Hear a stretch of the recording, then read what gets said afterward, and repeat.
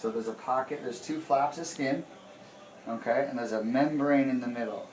What happens is it tears. When that membrane tears, what it does is it fills with fluid. This is synovial fluid. What it is it fills with this fluid. What this fluid does over time is calcifies. It calcifies because it becomes hard. Once it becomes hard, it's basically the way the body protects itself from further injury. So this area will become rock hard so that it basically avoids further injury. It doesn't look good. You want it to make it look like that. So what we have to do is we have to get that synovial fluid out before it turns into that calcification. So what we're going to do right now is we're going to go into that pocket, little prick, alright, then what we're going to do is we're going to fill it slowly, and as you can see, what we're doing is we're filling the syringe, and now what you'll notice is synovial fluid, you'll notice it has a little bit of discoloration. What that discoloration does, that indicates additional trauma. When I say that, that's blood that's starting to calcify, okay, so you'll notice.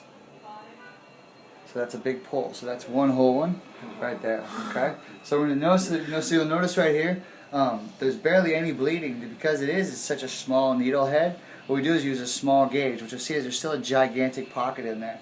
So what we're gonna do is get that out. Okay.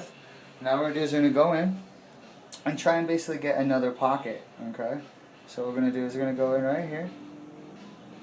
Boom. And what we do is we're in that pocket again, and there we go. So what we're doing is we're trying to drain it. So if you look really closely, you can actually start to see it go down a little bit.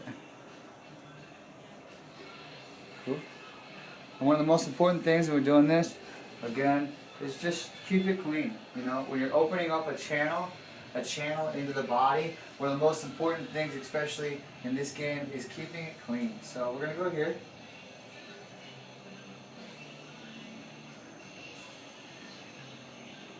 So this is our last one. This one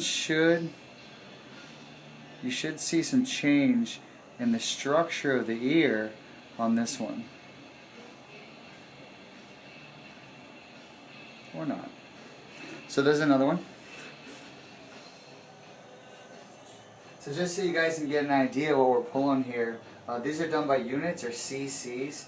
So this is 3/10 of a cc. So that's 30 units. Okay, so we're almost looking at 10 cc's going into our third one. So again, what we're going to do is we're going to keep this nice and clean.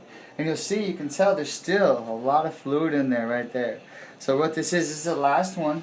So the important thing when you do your last one is that you push all the fluid to one side so that you get a good prick and get really into the pocket.